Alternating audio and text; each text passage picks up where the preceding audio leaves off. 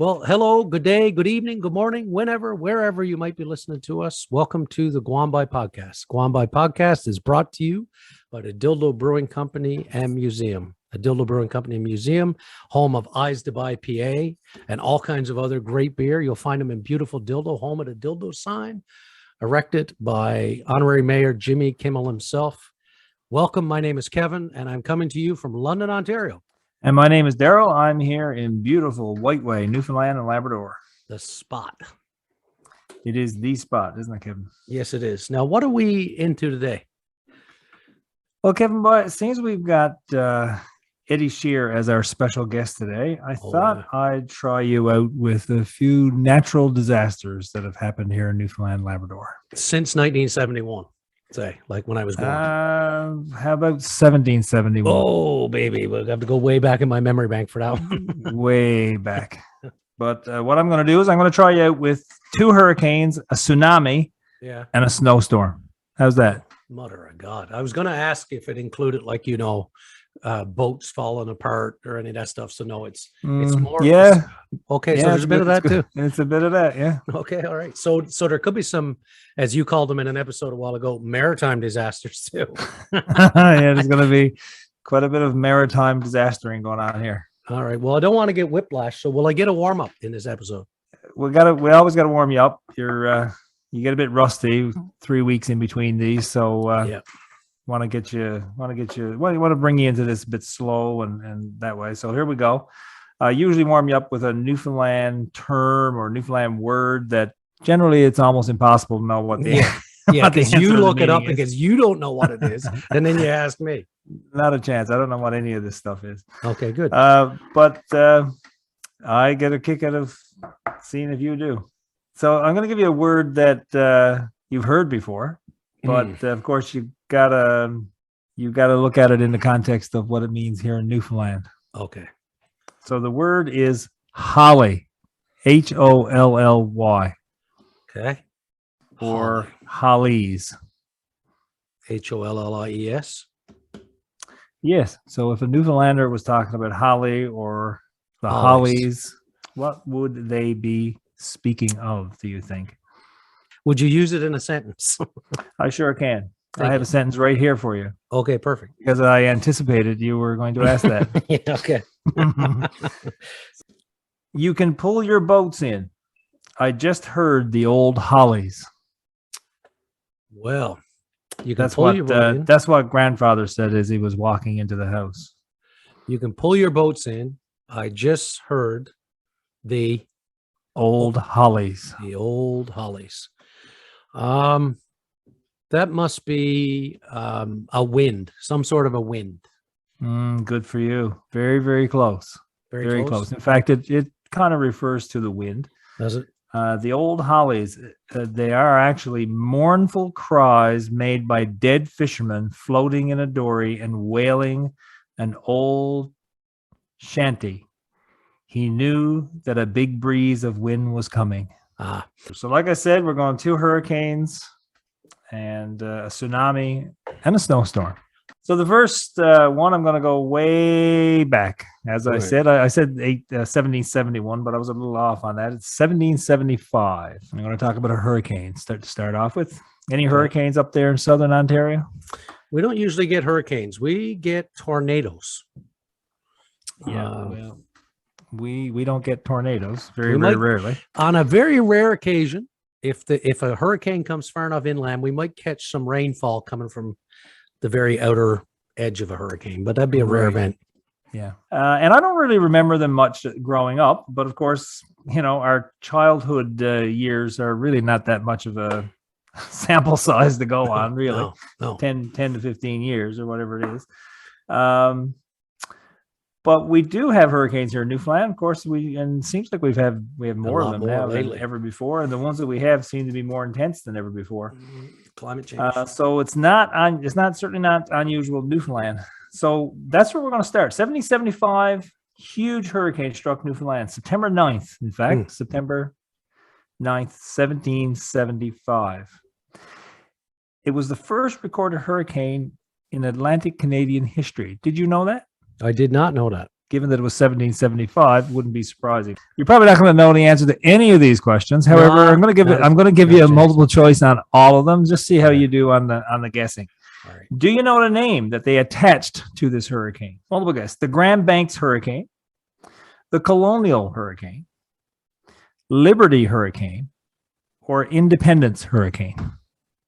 And this was 1775.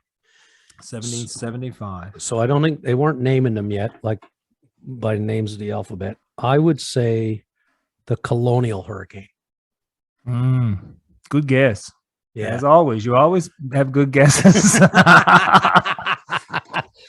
But no, not the Colonial Hurricane. It was called the Independence Hurricane. Okay. And it also was called, actually, in some circles, the Newfoundland Hurricane. Okay. Makes sense. This particular hurricane happened at the outset of the American War of The Revolutionary War. Independence.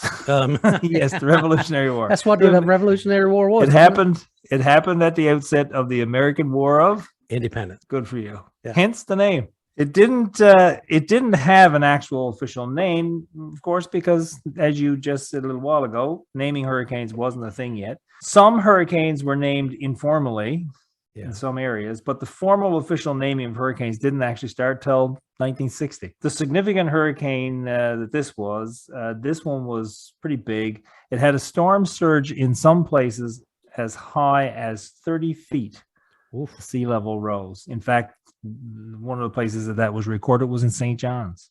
Oh, boy. Unfortunately, unlike today, no warning systems were in place. As a result, of course, you can imagine there was a huge loss of life. How many people died in the waters around Newfoundland as a result of this hurricane? This was around the whole colony. So, yeah, and then when they say around Newfoundland, I think they're being very generous with that description, offshore than that as well. Okay. Was it 1,000, 2,000, 3,000, or 4,000 people that lost their life in the Independence Hurricane? I will say, I'll go with 2,000. We're halfway there. 4,000. 4,000 people. Majority of them, of course, were sailors, mostly English and Irish. And many of them, incidentally, were engaged in the American War of Independence. 2 British sailing vessels. And that accounted for certainly a large portion of the loss of life. But it also affected the shoreline areas of Newfoundland. And one place in particular would be Conception Bay. At that particular point in time, we said it was September 9th. So you probably know from your days growing up that that's a big squid jigging time of year. Great time for the squids, boys. And it was said that the sea rose. Boys were out squid jigging in Conception Bay, down around Northern Bay Sands, that area. Beautiful area. And the sea rose 20 feet. Unfortunately, most of the boats didn't make it to shore, and it resulted in that area alone, if you get this, over 300 deaths. Wow. So quite significant, especially given that we're talking 17. These would have been very small communities. Yeah. Yeah, absolutely. So Dale Jarvis, I don't know if you know of Dale Jarvis. He's a well-known storyteller and newspaper columnist here in Newfoundland, folklorist actually, just came out with a new book on place names of Newfoundland. He references this in his book Haunted Shores. Jarvis said, scores of boats were hurled to their doom on Northern Bay Sands. And when the winds and rains abated, the beach was found to be littered full of dead bodies. Local settlers were said to have buried the waterlogged corpses of the ill-fated men in mass graves on a bluff overlooking the beach. But for many years afterwards, Jarvis said the bones of drowned men continued to wash ashore at Northern Bay Sands as a gruesome reminder of the Independence Hurricane. Many residents claimed they could hear the cries of drowning men, which became known as Holly. The Hollies. The Hollies. It all comes around now. There's your tie-in to the question. Well done, sir. In terms of comparison of Canadian disasters, where does this one fit in terms of the hurricane natural disaster fall in terms of deadliness in Canadian disasters? Is it the largest one, the first, second, third, or fourth in terms of those who lost their life in one disaster? 4,000 people. Yeah. I'll be wrong again because every guess I'm getting is wrong now, but I'll say first. No, you're right. You got this Yeah, first that's one okay. today. Congratulations. Because I can't think Good of for you. any other natural disaster that claimed that many lives. Like that is No, a that's Hodges number. that is a pretty significant number. You got that right. Yeah. It was and is the deadliest natural disaster and hurricane in Canadian history. In fact, it's the 8th deadliest hurricane in the history of the entire Atlantic region. Wow. So we're talking a big event here that was not in our grade. I was just 5 going to history say, book, and hardly have ever heard tell of that, right? why have I never heard of this? Like every one of the items I'm going to talk to you about here today, Yeah. there's a book written about it. Well, If you're this is what's interested. been going on. You've been reading books. Have not been reading books. No, Try to Should have stop reading Probably books. should have read them. This one's called Hurricane of Independence, The Untold Story by Tony Williams. Okay. What about tidal waves? You get many of those in Southern Ontario? Job get a tidal wave this far inland. Have you ever heard tell? You must have heard tell of the 1929 tidal wave, or in fact, more The accurately, tsunami. Tidal wave actually is a bit of a misnomer for this. Sure. Tidal wave is, affected by gravitational interactions of the sun, the moon, and the earth. Tsunami being one that's a wave that was created by displacement of water due to earthquakes, volcanoes, that sort of thing. And this particular one, of course, was result of an earthquake. Just what we called a great big sea. Great big sea. Yeah. Right. Great book on this one as well, called Tsunami. Yeah. The Great Tsunami. No, just Tsunami, the Newfoundland tidal wave disaster. So on the 18th of November, 1929, huge tsunami hits the province of Newfoundland and Labrador, or at that time, of course, the colony of Newfoundland and Labrador. Yep. What part of the province was most directly affected by this tsunami? The Southern Avalon, the Burin Peninsula, South Coast, or the Southern Shore? Most affected. Most. Yeah, most directly affected. I would guess the South Coast. Well, South Burin Coast would have been Peninsula. affected, but the Burin Peninsula was most directly affected. It is a Atlantic. bit of an appendage. It certainly is. Yes. It's a boot. It's a boot. It's a boot. It's out in a boot. So what happened with the tsunami? At 5:02 p.m. on Monday, Yeah. the 18th November, 1929, an underwater earthquake occurred on the southern edge of the Grand Banks. How big of an earthquake do you think it registered on the Richter scale? Now, I mean, that's pretty specific. So here's 4 guesses for you. He's got the questions today, boss. Yeah, I'm not taking it easy on you today. No, he's come loaded today. Is it 2.4, 4.3, 7.2, or 9.1 on the Richter scale? 30-foot surge, you said, right? I got to do math now. 30-foot surge. Oh, yeah, divided you're by- going to go. Yeah, hang on. I'm just going to work this out. 30-foot surge divided by 22, multiplied by a 6-pack of beer. I'll say 4.3.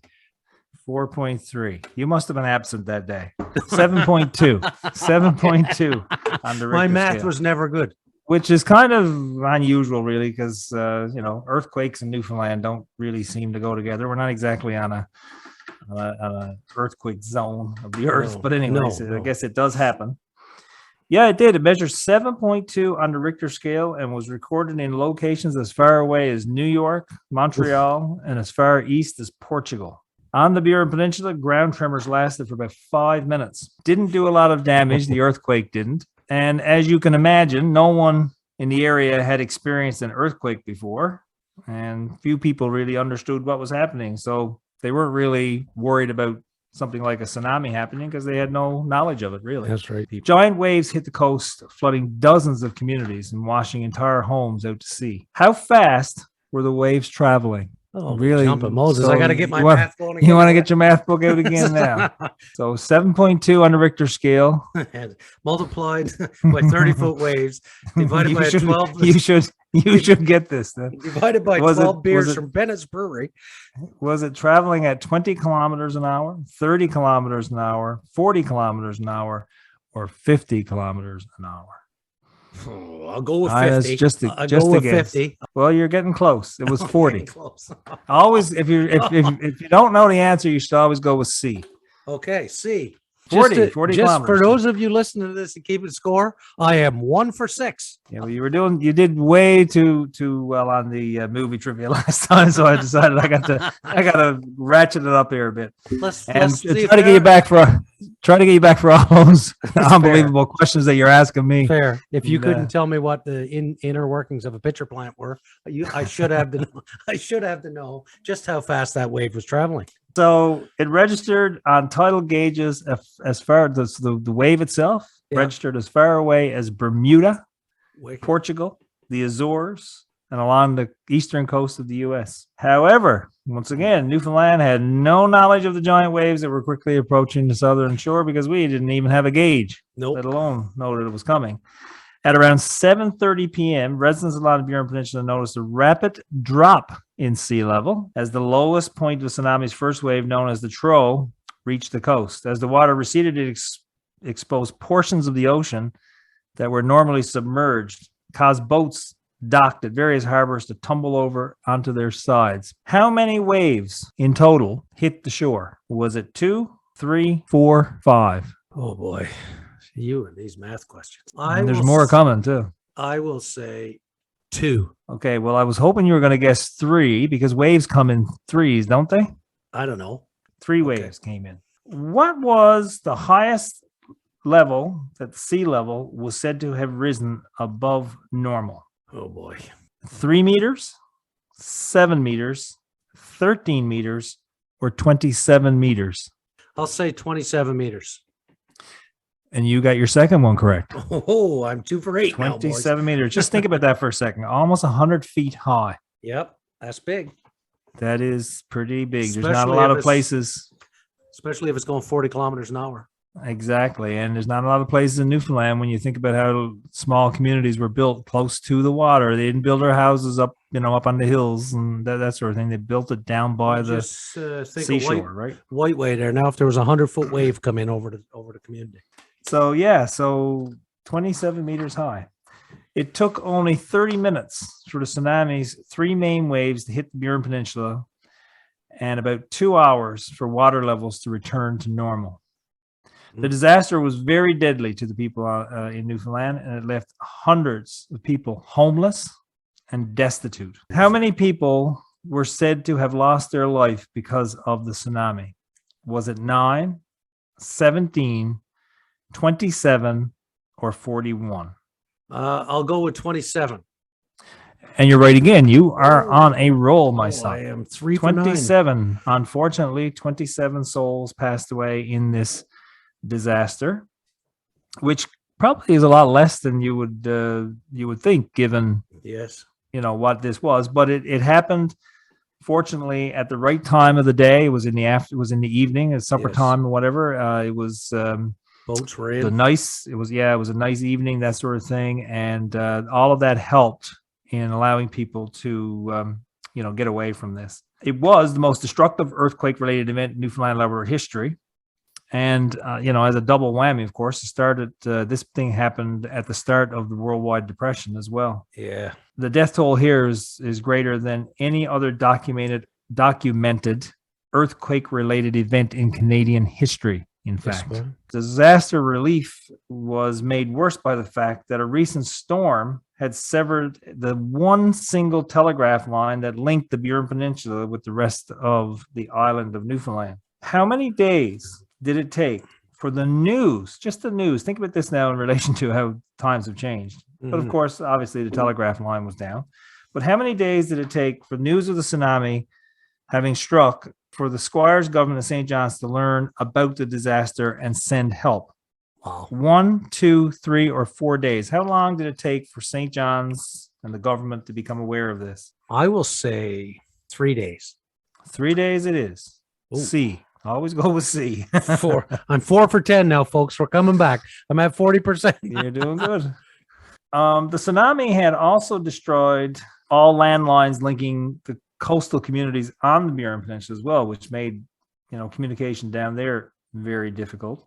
Yes. And a boat was docked in Burin that had a wireless on board, but unfortunately nobody knew how to use it. No, So there was a wireless there, but nobody knew how to use it. So cut off from the outside world, survivors shared all the food, of course, as you know, as we all do. Newfoundlanders in particular, we help each other out, and that's exactly what happened. Yep, pitched together. And so early on the morning of November 21st, the SS Portia made a scheduled stop at Buren Harbor. Fortunately, the Portia had a wireless radio on board, as well as an operator who immediately sent a wireless message to St. John's describing the situation. So there's the contact right there. Right. The ship's captain, Westbury Kane, later wrote to the Evening Telegram of his shock at seeing the damage. Here's what he said. Imagine our wonder and surprise on turning the point of the channel to be met by a large store drifting slowly along the shore seaward. Then a short distance, another store or a dwelling house until 9 buildings were counted, strewn along the shore before the harbor was reached.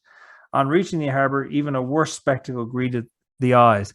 They had no idea that this had taken place when they arrived in Buren. Wicked. So it's quite amazing, isn't it? Yep. This was in September, so really you had a season of cod fishing that had just taken place. Yep. So where do you think all the codfish were? I'd say the flakes got washed out. So how much salt cod was washed away?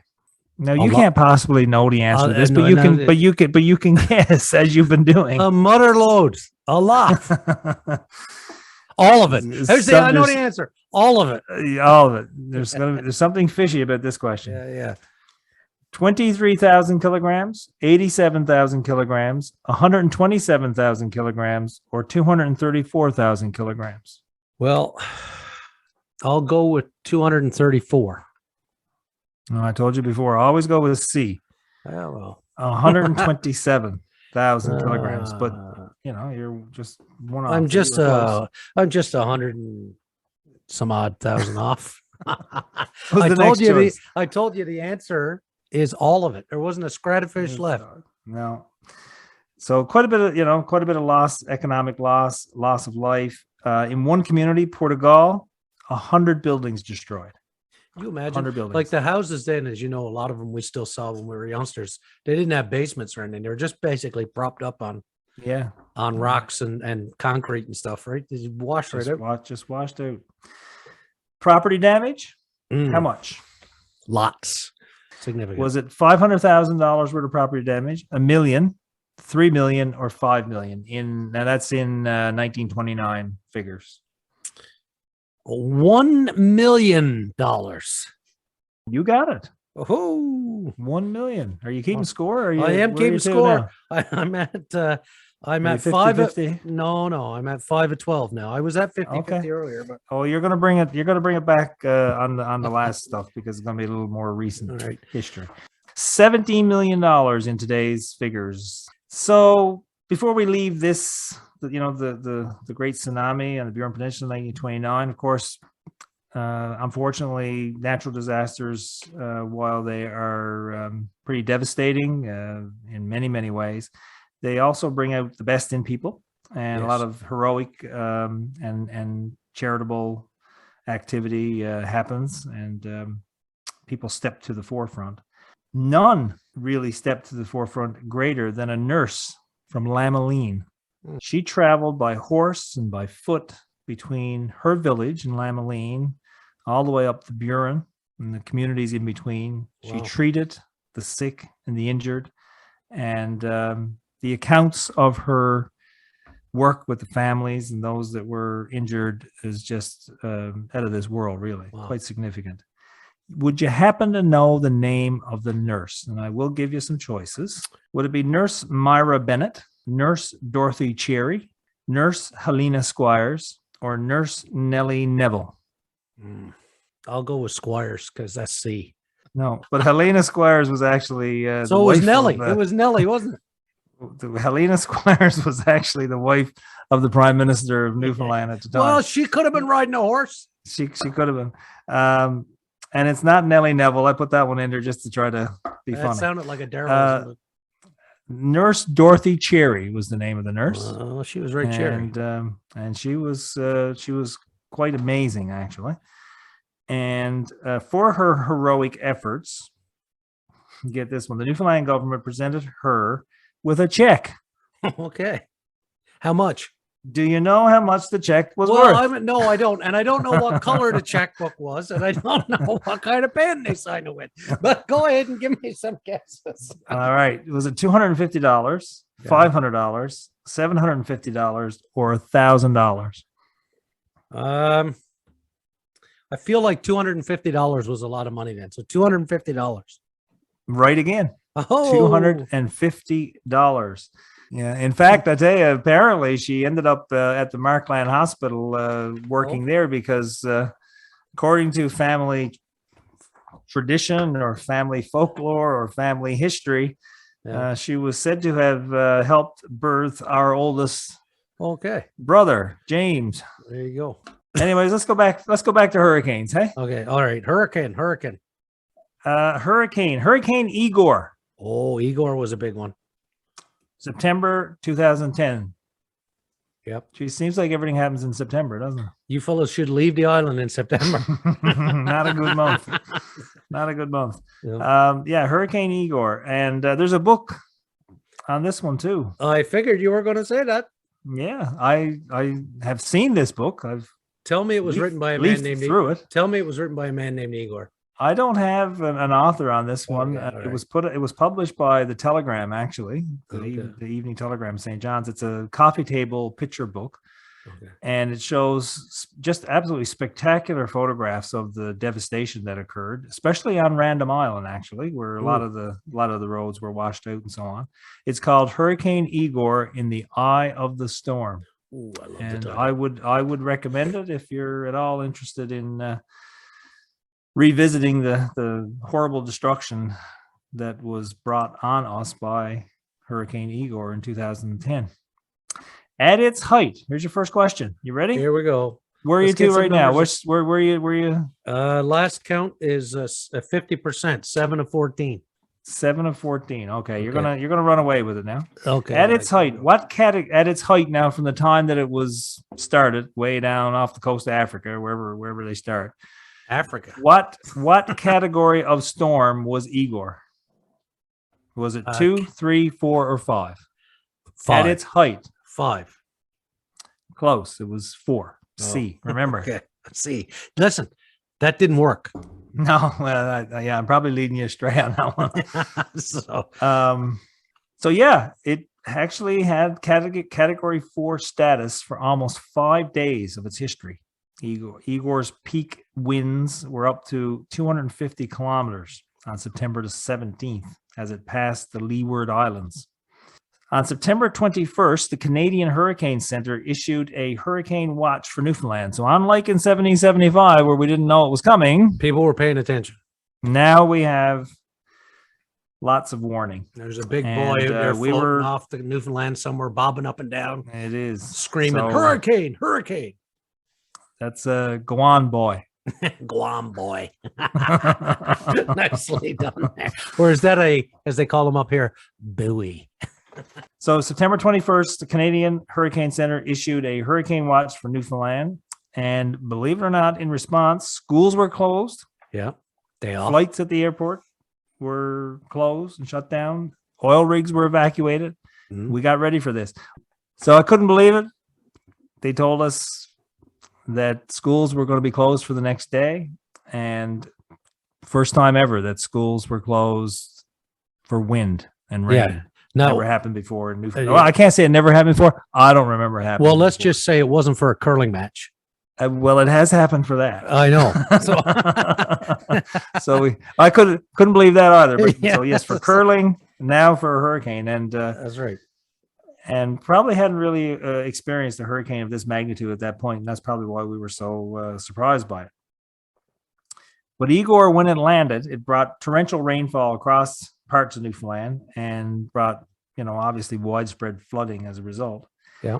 Do you know? I know you were safe and sound on, September 21st, 22nd, whenever it was, up in southern Ontario. I bet you the Windsor, yeah. The sun was beaming out of the sky. The wind was blowing at about 9 kilometers, I'd say.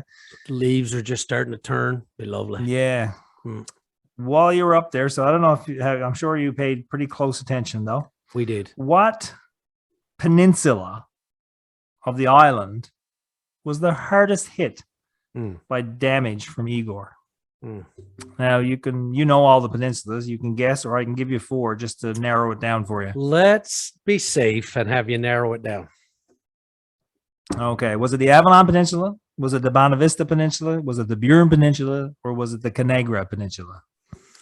It's going to be either the Avalon or the Bonavista Peninsula, and I'm going to say Bonavista Peninsula. And you got it right. It was the Bonavista Peninsula. Mm. The Bonavista Peninsula was hardest hit, in particular with rain. That was the biggest, did A lot the of most washouts. damage. Yeah. How much rain was recorded at the town of Bonavista? Mm. Was it 100 millimeters, 150 millimeters, 200 millimeters, or 250 millimeters of rain? Mm.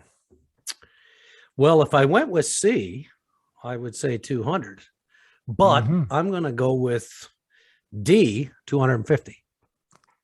Good choice. Well played. 250 millimeters of rain. Now that's a lot of almost rain. Unbelievable in such a short period of time. This was a fast moving hurricane. It didn't last long, Right. But to get that much rain in such a short period of time was pretty significant. I bet you Eddie Scheerr would have been pretty excited to report on that. I would imagine any meteorologist at that time was pretty excited, because there's not the kind of thing that you get very often, for sure, to be a part of and to be reporting on. The extreme rain ranked for the storm a 1 in a 100-year event. That's how significant it was. Wow. Also brought strong winds reaching up to 172 kilometers, and that's just shy of a Category 3. That's 176 kilometers. That's pretty significant for here in Newfoundland. Yes, sir. And waves reached up to 28 meters high. 90 feet. 28 meters. Wow. Wicked. 150 communities around the island were isolated because of roads being washed out. Yeah. And floodwaters washed out a bridge in one particular part of the island, stranding 20,000 people on the other side, leaving them isolated. Wicked. Unfortunately, this hurricane did lead to a loss of life. Ooh. Do you know how many people died as a direct result of Hurricane Igor? Was it 1, 2, 3, or 4 people? I will say 3. Okay, it wasn't 3. It was just 1 person. And sadly, that particular person did pass away when I think the road or the driveway that he was standing on gave way and washed him out to sea. So very sad event there. In addition to the human cost, of course, of these disasters we talked about already now today, what about the cost of property and roads? So you got to get your calculator out now. Just getting a pen and paper together. Now do Get your calculator out. Here we go. In 2010 numbers now. Was it 50 million, 100 million, 150 million, or $200 million worth of damage? I figure if you divide the number of waves by the frequency of the wind and carry over the clothes that blew off the line, it's about $150 million. Okay. You should have added in some other. Should have thrown in the clothespins along with it and got to 200 million. You could have, because it was 200 million. 200 Okay. million. All right. And so, yeah, pretty significant damage. $200 million done to the island, roads and so on, houses and bridges, that sort of thing. We called in the military actually to help out. They were called in, and they came in and helped in the recovery efforts and aid in the cleanup, the rebuilding of roads. They put in some temporary bridges, actually, I believe, in a couple of places. Yeah. They, during the response, actually, a few little stats from the military, they doled out 95,000 liters of fuel, 60,000 liters of water, and 75 kilograms of food. So that was their response. Now, it is the practice of the National Hurricane Center to retire the names of storms that cause considerable damage and or loss of life. National Hurricane Center, not the Canadian Hurricane Center. National being the Americans? It's mostly Americans, yeah. Was Igor retired? Was the name Igor retired? Yes or no? Well, I feel like you'd only be asking me this if the answer was no. even though there was one person washed away, because they wouldn't care about the guy up in Newfoundland. So I'll say the answer is yes. Good for you. Good recovery. The answer is yes. It was retired in the spring of 2011. So the next year. Thank God Igor will never be back. And this is only the second time that the Meteorological Service of Canada had requested that a hurricane name be retired. And of course, they granted their wish. Do you know the other one? You're good at guessing what my questions are. If you could only work on the answers. I know if I could only work on the answers. Do I know the name? No, I don't. Not right off the top of my head. I don't know. Okay, I don't have a multiple choice for you, but this particular one didn't really affect Newfoundland as much as it affected Nova Scotia. Yeah, I'm trying to remember the name of it. Want to say, was it? It wasn't Sandy, was it? No, it was Hurricane Juan. Juan, yes. Yeah, 2003. Although it doesn't seem like that long. I guess I should say Guan. Bye. Guan. Good job. Unfortunately, Juan was quite destructive. Also, $200 million in damages, and it actually had 4 deaths and 4 indirect deaths as well. So it was certainly costlier in terms of lives lost. Yeah. Yes, in fact, the National Hurricane Center did retire the name Igor. Would you happen to know the name that replaced Igor in the list of names that they use? I have to begin with an I, and then have to be a male. Could be Ipswich. No, I'll go with Ian. Yes, indeed. And Ian was actually used in 2016. So there you go. Had they not retired Igor, just a very short time later, they would have used it again. So what would a show on natural disasters be but Newfoundland and Labrador if we didn't mention snow? Oh my God, Snowmageddon. So Snowmageddon 2020. That wasn't very long ago. You got some load of snow that time, didn't you? We certainly did.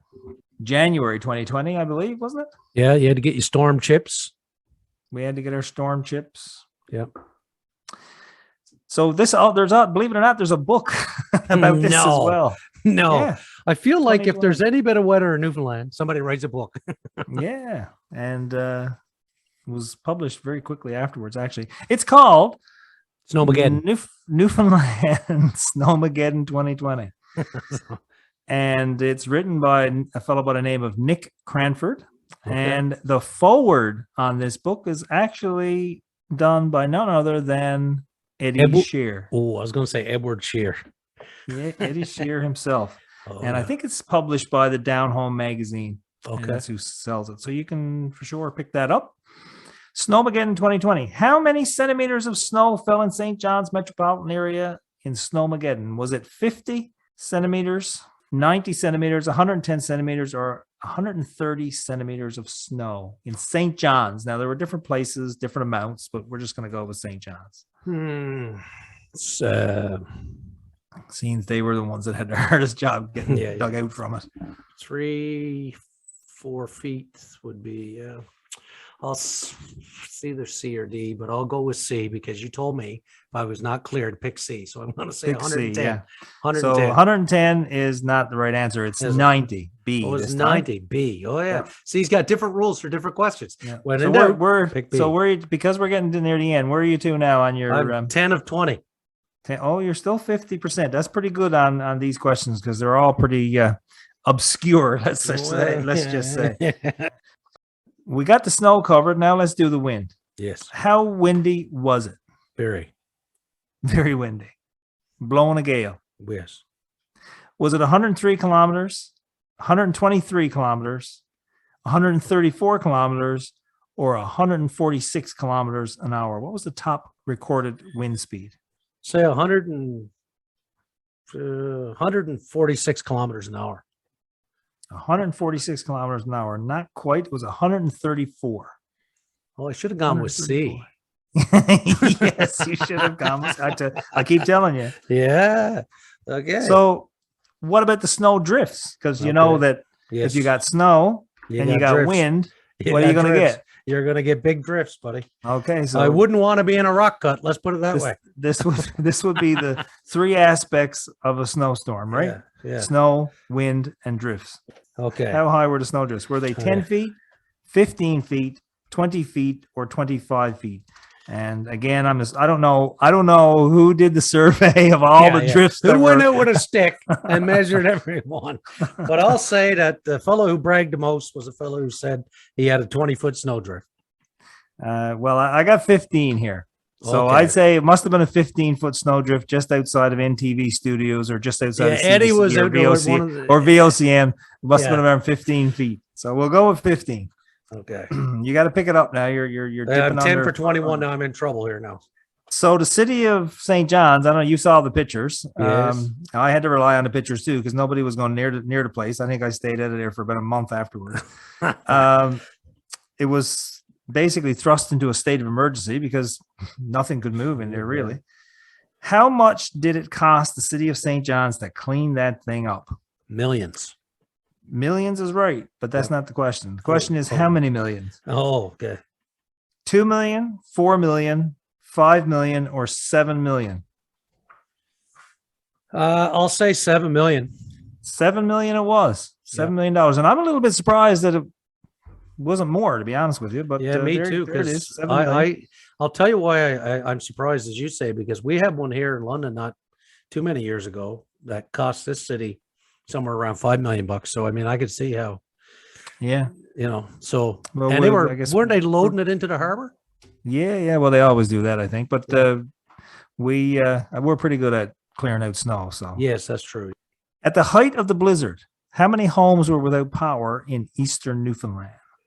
Was it 15,000, 20,000, 25,000, or 30,000? And I apologize a little bit here because these are all very much Plausible. very obscure questions that you can't possibly know the answer to. Did them, you but say can 10,000, 15,000, But 25,000? you can guess. Or 30,000? 15, 20, 25, or 30. 25 or 30. I'll go, it's pretty rough, so I'll say 30,000. That was 15,000. No, it wasn't that bad. Jeez. Nah, that's that's a regular power. That was outage. it. So on January 18th, then Premier Dwight Ball announced that the help of the Canadian Forces was requested. Yeah. Military showed up from New Brunswick and Halifax, and the Royal Newfoundland Regiment here in St. John's Wicked got on work. the ball. And some from Western Newfoundland as well. They all came in. They started shoveling out homes and prioritized emergencies, medical emergencies, and helping out the elderly and that sort of thing. And very much appreciated by the residents of St. John's, especially those people who, didn't have the ability to kind of dig themselves out and that sort of thing. Believe it or not, the storm was composed of 28 consecutive hours of snow. Wow. That's pretty significant. That's a lot. And 18 of those hours was in blizzard conditions. Not So that's a lot. It was a pretty scary storm, I got to tell you. Yeah. Winds blasted over 100 kilometers an hour for 15 hours in total. So that's a long time to be battered, right? Yep. And as I said, the snowfall was record breaking, really. Yeah. Last question on Snowmageddon. We'll end on a positive note. You're always saying that I focus on the deaths, so I'm going to end this whole section on natural disasters with a birth. Oh, all right. Somebody had a baby in this. How do you like that? Nice. So there was a baby born during Snowmageddon in St. John's. Here's your task. Name for me, or tell me the last name of the baby. Oh, yeah. What did I tell you? What hour the baby was born too? No, I don't want that. I want the last name of the baby. Was it White? Was it Windham? Was it Gale? Or was it Snow? All very plausible Newfoundland names that relate to a blizzard.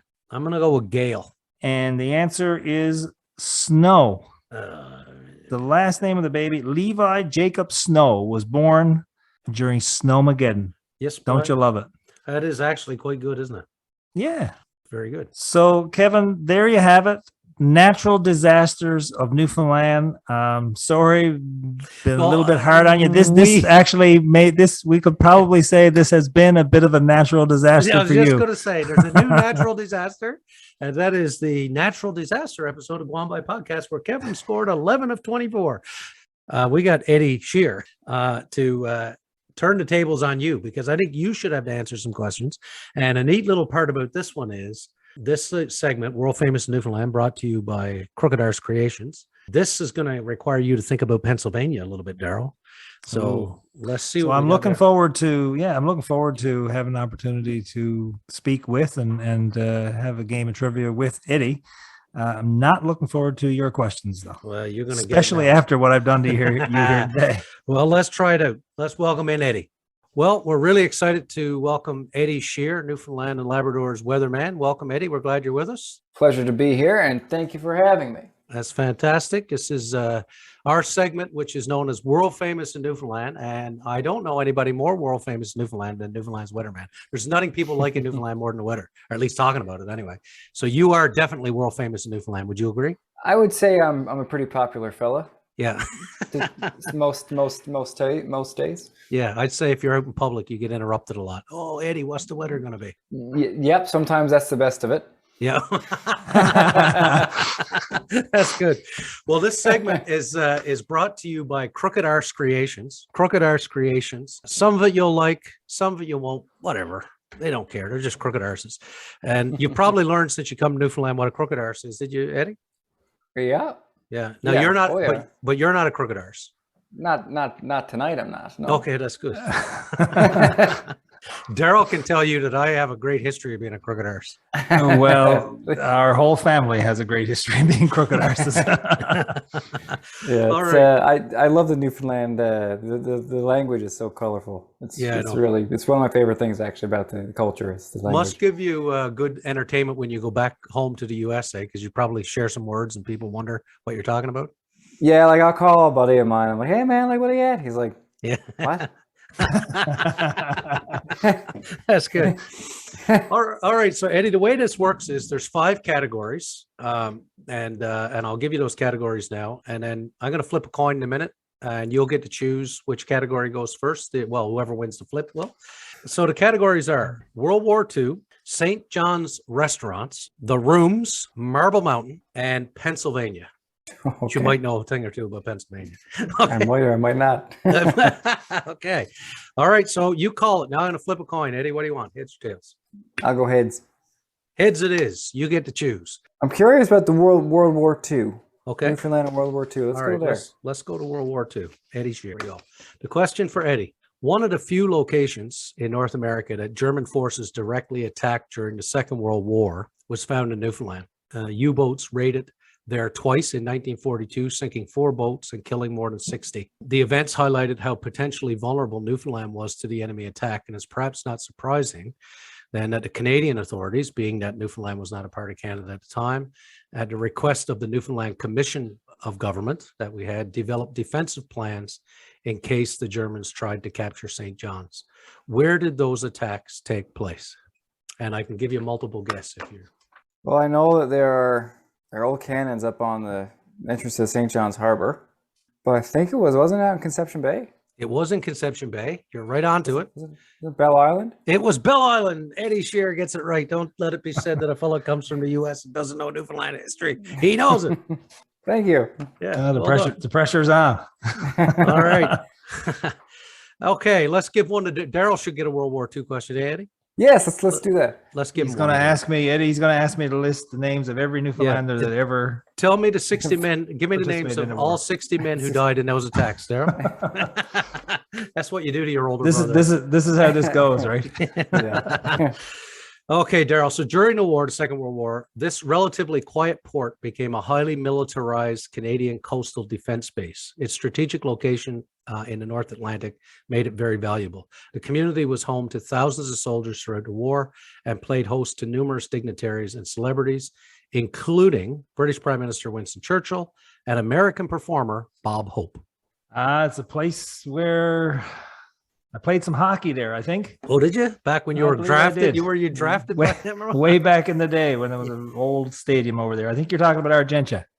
Oh, Darryl gets it wrong. It's not right. It's Botwood. Botwood. I would have guessed Argentia as well. Yeah, well, Botwood had a float plane base that the Canadians built there. It was a place there where they had a Gander and Botwood were critical at the beginning of the war. So it was a Canadian base, not an American base. Not an American base. No, never said anything about American. Yeah, I didn't say the word American anywhere. You don't listen to me. No, I don't. All right, Darryl, you get to pick. That's the first time I ever heard tell of Bob Hope and Botwood. But yeah, Bob Hope. There you go. And Winston Churchill. Well, you never know where Winston Churchill's going to pop up, but Bob Hope. That's true. All right, Darryl, you get to pick now, buddy. You're picking between Pennsylvania, Marble Mountain, St. John's restaurants, or the rooms. Well, boy, I don't know anything about restaurants, really. The rooms looks familiar. Let's go with the rooms. All right, let's do the rooms. The rooms, Darryl, is a cultural facility, as you know, in St. John's, Newfoundland and Labrador. The facility opened in 2005 and houses 3 principal entities. Mm-hmm. What are they? Well, I've had an opportunity to be at the rooms a few times with schools and stuff, school trips. I'm thinking it's the Newfoundland and Labrador Art Gallery is one. That is one. Newfoundland Labrador Museum. That's 2. And I'll go with the Newfoundland Labrador Archives. Right on. He got them all. Eddie, this man is brilliant. That was bang on. Yeah. Well, you would have known that one too, Eddie? I wouldn't. I know I've been to the rooms, but I wouldn't have gotten those 3. No. Okay. All right. Well, I do. I love going there. Actually, there's a lot of exhibits that I find really interesting. Okay, so you've been there, and one of the greatest views of St. John's, isn't it? Up in the. Oh yes, is it ever? I'm embarrassed to say, in all the trips I've taken to Newfoundland, I've never been in there. And you could spend an afternoon in there. Like if you like museums, yeah, you could spend a lot of time in there. If you don't like museums, you'll be in and out very quickly. It's really interesting. It's spot like it does give you a good overview of Newfoundland and Labrador history. Yeah. For if you don't like me, if you didn't come from here, you don't really know it all. Yeah. Well, not like Darryl knows it all. He's like a know-it-all. Well, anyway, you have a better feel for it than I do, though. Yeah. Like your ancestors are from here. Mine were not. True enough. Okay, so you've been in there. Let's see if you know this bit about the rooms, Eddie.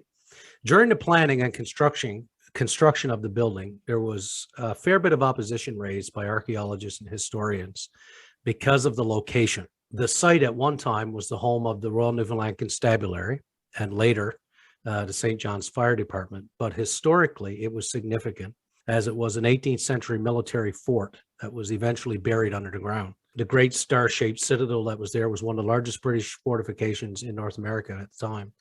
And it was built to defend Britain's fishing interest in Newfoundland. What was that fort called? I want to say something like Fort St. John's or something like that because it's so obvious, but I don't think that's right. No. Do you want some multiple guess? If I give you multiple guess, okay. Fort Amherst, Fort York, Fort Tara, or Fort Townsend. Fort Townsend sounds like I'm going to go with that one. That is exactly right. That sounds. I don't know why. Fort Townsend is the correct answer, Eddie. Eddie nails it again. Call my name. All right, over to Eddie. You get to pick between St. John's restaurants, Marble Mountain, and Pennsylvania. I'm going to go with Pennsylvania.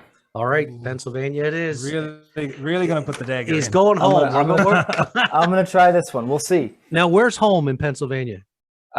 Just outside of Philadelphia in the county of Bucks.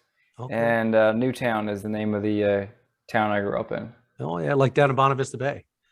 Yeah. Down there, too. Same thing. Kind of, just like that, except no ocean. So is that like is it a bedroom community of Philadelphia? Is that what it is? It's like a suburb. It's. I think there's probably like, I think there's like 100,000 people or something that live in the town. So it's fairly it's a fair sized town. Like my high school had like 5,000 or 6,000 kids or something like that. So really, yeah. Wow. Population of Springdale. yeah. Where I grew up, it'd be a sizable population, sizable part of the Newfoundland population. Wow, that's a huge school, man. Yeah. All right, so on to Pennsylvania then. Eddie, the Wanamaker organ is the largest still operational pipe organ in the world. The Wanamaker pipe organ. Free concerts are offered 6 days a week. Where are they offered? Where is this organ? like, do I have to name the city or the actual, like, the building it's in? Well, I'd like to have the building, but you can go ahead and start with the city. Well, let's see. It's either Pittsburgh or I would say Pittsburgh or Philadelphia because they're the two biggest cities in the state. So we'll go Philadelphia. Okay, so it's in Philadelphia. I'm sure it's in one of the big like churches in the city, but I don't know a lot of them. I don't know the names of any of them, to be honest with you. Like the Philadelphia Harmonic Orchestra, something like that. Okay, well, I should ask Darryl just in case he's actually sat and listened to a recital. Yeah, in Philadelphia. So I'm looking. You're asking for an actual building? I'm asking for a building where the Wanamaker organ. The only building I know of in Philadelphia is like the Spectrum. Is it in the Wanamaker building? Yeah, the Spectrum's gone. Long gone. So no, Darryl, it's not in the Spectrum. It's actually at Macy's department store in Center City. I would have never guessed that. So there you go. But I feel like Wanamaker's was like a clothing store at some point before, maybe. Probably. It sounds familiar. Let's see what Darryl knows about Pennsylvania. All right, Darryl. The Spectrum. That's it. Rocky. How many other Okay. How many other U.S. states does Pennsylvania border, and name them? Oh, geez. Well, it borders New Jersey. It's one.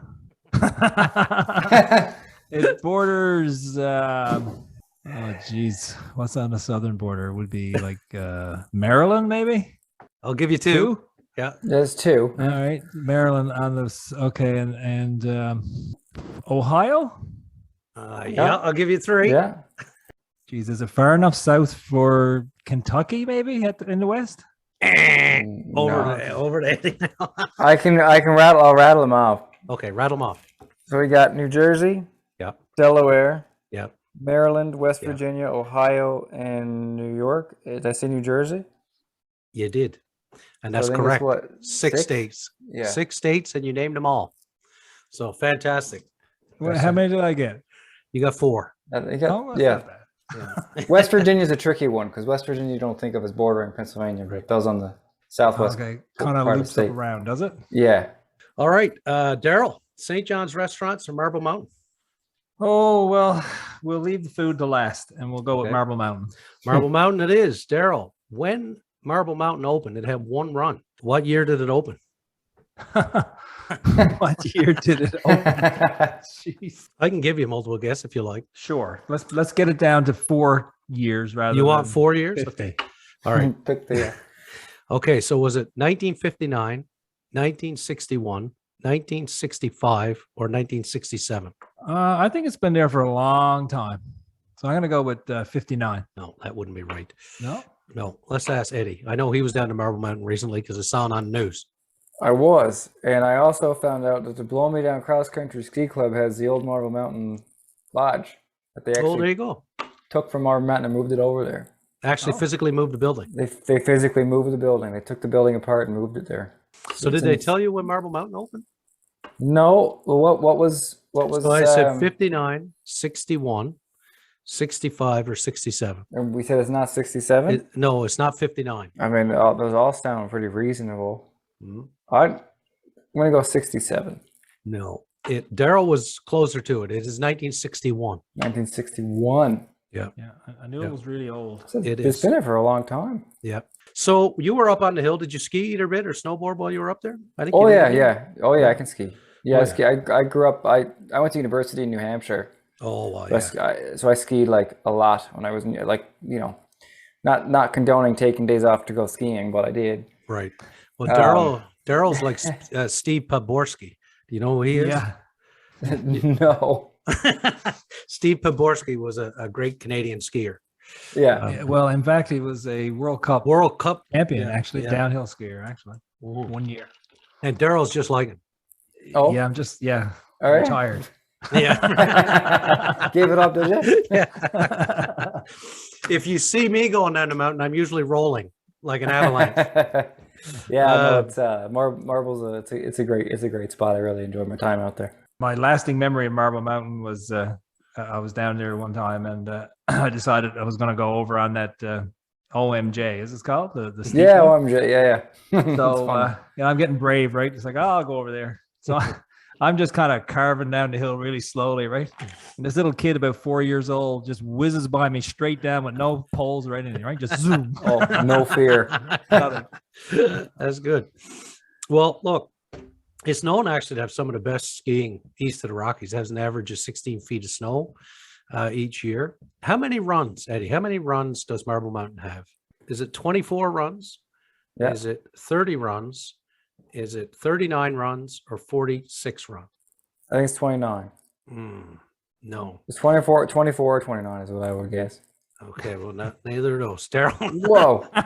Not even close. Like, no. No, Eddie. No, Eddie. I was gonna pick 24, but thanks, Eddie. Yeah, no problem. What do you say, Darryl?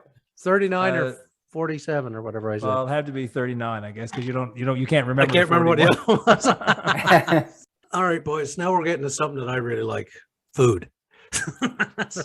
So I'm no good on skis, but man, put me in front of a bar and give me a beer and a burger, and I'm an expert. So here's the thing: we want to know, and this category here is for Eddie first, right? So hidden on McMurdo's Lane, Eddie, between Duckworth and Water Street, this pub is iconic. An iconic watering hole that serves up some of the best pub grub in the city. Pints of Guinness, local beer flowing endlessly on this small but always bustling bar, making it everything a local pub should be. The fish and chips are iconic, but the huge bowls of chowder are one of the best kept secrets in the city. This little place is very well known. What is it called? The Duke of Duckworth. That's it, the Duke. What a great spot.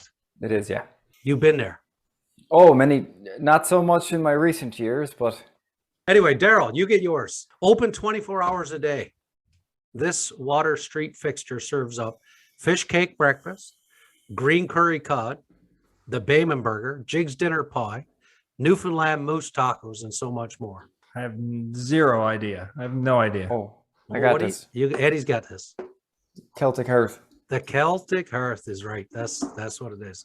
Their food is actually like, I went there over the summer for breakfast. My dad was visiting. Yeah. And their breakfast was phenomenal. Yeah. I know you can get a bit of bologna for breakfast and toutons and all that stuff there. Anyway, Eddie, look, you've been an excellent sport. Thanks for helping us learn a bit more about Pennsylvania too, and about great topics here. Thank you for all you do for us in Newfoundland and Labrador with your commitment to your work. You certainly are one of the best meteorologists. You're right on top of it. And thank you very much. Yeah, thanks for sharing your time with us and supporting us. We really appreciate it. No, boys, thanks for having me. It was a great chat, and I enjoyed it. Okay, Kevin, it's time for the lightning round. Here, are you ready for this? Oh, I'm as judging on what happened earlier. I'm as ready as I can ever be. Okay, I got 15 questions for you. And this is natural disaster questions? For the most part. Excellent. Or no, it's not natural disaster question. It's weather related, that sort of thing. Yeah. Some are easy. Some are extremely difficult. You can't, if you get them right, I'm going to be blown away. But anyway, we'll see how it goes. Speaking of weather, you'll be blown away. Yeah. Here we go. You ready? All right, start the timer. What do we call a thick cloud of tiny water droplets suspended in the atmosphere at or near the Earth's surface, which obscures or restricts visibility? Fog. We call that fog. Good for you. What type of climate is the island of Newfoundland said to have? Maritime. Correct. The highest temperature ever recorded in Newfoundland and Labrador was? 37 degrees. Close. 41.7. That was recorded at Northwest River in Labrador. On the island, it was 36.7. Oh, that's pretty close. That's close enough. Lowest temperature ever recorded in Newfoundland was in Labrador. True or false? True. True it is. Northwest River, 51.1 degrees Celsius. Minus, that is. That is very cold. From what Canadian province did former CBC St. John's meteorologist Ryan Snodden grow up in? Prince Edward Island. Ontario. Okay. Perfalaw, Ontario, wherever that is. Longtime CBC weatherman Carl Wells, speaking of CBC weatherman, is also well known, that is, for being a published author, newspaper columnist, and TV host focusing on this particular field. Culinary. The culinary arts, cooking, restaurants. Yes, sir. What is silver thaw? Silver thaw is like frost in the morning. Close. Maybe we could even say correct. frozen ice on trees. Finish this saying for me. Rainbow in the morning gives you time to reflect. And fair warning. And fair warning. Based on the Climate Severity Index, developed by Environment Canada to rate an area's climate based on human comfort and well-being, Yes. which capital city's weather is the most severe? St. John. Yes, boy. The most severe weather. What is the location of one of the world's foggiest places? Cape St. Mary's would be right up there. Yeah, it's close to it too. The Grand Banks. The Grand Banks is the foggiest place. Which three kinds of weather does St. John's see the most of each year? I'm going to say snow, rain, and fog. Fog, you got that one. Freezing rain and wind. Speaking of rain, is Newfoundland and Labrador Canada's rainiest province? No. No, it's not. BC. I would guess it's probably BC. On September the 11th, 1995, the ocean liner Queen Elizabeth II was off the coast of Newfoundland when it was hit by one of the largest waves ever recorded. About how many meters high was this wave? I will say 15 meters. 30 meters. 30 meters. What is the hottest month on the island of Newfoundland? I'll say it's August. It is August. Well, what is the coldest month? February month. February, yes. Good job. You did really well on those. I missed a couple of those, but what are you going to do? Not bad. I thought they were going to be harder than they were. Yeah, no, that's some redemption from the natural disaster that was the first half of this podcast. Well, listen, that's been a great episode. If you've been listening to this, you've learned everything you ever need to know about natural disasters and weather in Newfoundland and Labrador. You've had a great time listening to Eddie, because Eddie is very smart, and for a fellow to come here from Pennsylvania, he sure as heck knows a lot about Newfoundland and Labrador, so we're thankful for him, and we're looking forward to getting back together again real soon. This has been Guam by Podcast. I'm Kevin. He's Darryl. Thanks for listening. There's nothing else left to say, Darryl, boy, except Guam by.